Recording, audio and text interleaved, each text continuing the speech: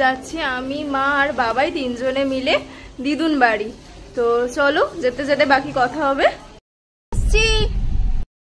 যেতে বলা হয়েছিল বাট ঠামির শরীরটা ভালো না, ট্রাভেল করতে পারবে না, এমনি ফিট আছে বাট ওই আর কি। তো ঠামিকে আসছি বলে আমরা এবার বেরিয়ে পড়লাম, চলে আসবো কিছু অবস্থা।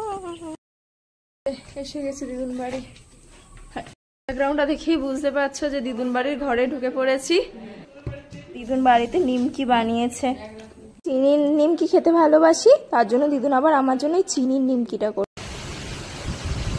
চাটা বেশ ভালো হয়েছে গো। দিদুন না এই নিমকি, নাড়ু, আচার এগুলো ভীষণ ভালো বানায়। আমি চিনির নিমকি খেতে ভালোবাসি, তার জন্য আবার আমার জন্য স্পেশাল করে চিনির নিমকি বানিয়েছে, দারুণ লাগে এটা খেতে। বাড়ি যাওয়ার পালা, এতক্ষণ বসে বেশ গল্প গল্প করছিলাম, এবার বাড়ি যাওয়ার জন্য আবার দিদুন এই যে কাঁঠাল বীজ রেখে দিয়েছে, মা ভালোবাসে খেতে। ভালো, সাবধানে থেকো, আসছি। এখনো বৃষ্টি হচ্ছে, বাপরে। হ্যাঁ হ্যাঁ আসছি, সাবধানে থেকো। হ্যাঁ তার আগে আমি একবার আসবো এটার জন্য, তার আগে আশা করি একবার দেখা করে যাবো তোমার সাথে। হ্যাঁ হ্যাঁ আসছি। আমার আস্তে আস্তে যাবে, আস্তে আস্তে যাবে, তুমি দেখে যেও।